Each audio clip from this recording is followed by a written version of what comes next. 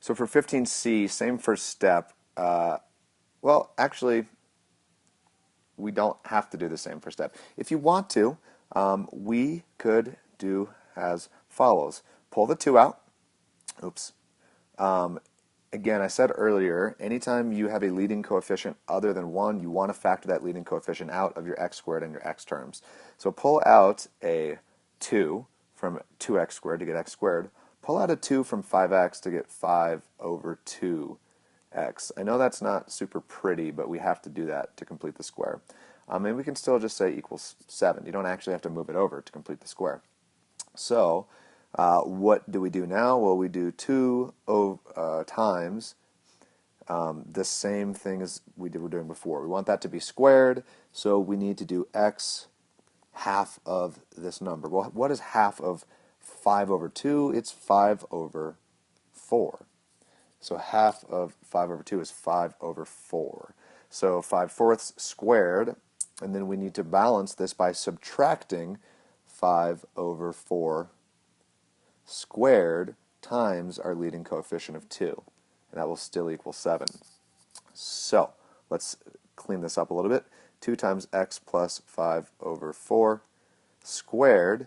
Let's figure out what 5/4 squared is. Well, it's not very tricky to do when you're squaring a fraction. Just square the top and the bottom. 5 squared is 25 over 4 squared is 16. And that's still times 2 equals 7. Let's keep going. Okay. What I'm going to do at this step is I'm going to divide everything by 2, which means the 2 times x plus 5/4 squared is just now x plus 5/4 squared. Minus, if I'm taking 25 over 16 and multiplying it by 2 and now dividing it by 2, it means my 2 is gone. So just minus 25 over 16 equals, have to divide the 7 by 2 as well. So there we have that. So now let's go x plus 5 over 4. Oh, lordy, this is messy. Equals, add 25 over 16 to the other side, plus write 7 over 2 in terms of 16s. Well, if I want to do that, then I need to make my denominator 16, which means I need to multiply it by 8. So I need to multiply the numerator by 8 as well. 7 times 8 is 56. So 56 over 16. And now we can combine that. I lost my square. X plus 5 over 4 squared equals, what is 25 plus 56? I don't know. 5 plus 2 is 7. 5 plus 6 is 11. So 81/16, which is actually good because now if I square root both sides, I'm running out of room. X plus 5 over 4 equals plus or minus the square root of 81 over 16, which is actually, you're looking at that and you're like, that's disgusting, but it's actually good.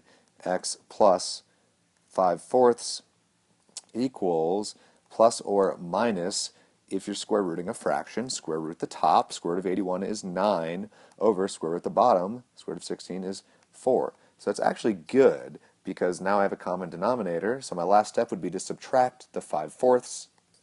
So let's do so and write it as x equals negative 5/4 plus or minus 9/4, which means x equals negative 5 plus or minus 9 over 4, if you want to write that as a single fraction, which means two solutions would be negative 5 plus 9 over 4 and negative 5 minus 9 over 4, which means 9 minus 5 is 4, so 4 over 4 is 1, and negative 9 minus 5 is negative 14, so we get negative 14 over 4, which is negative 7/2, which is exactly what we found using the quadratic formula.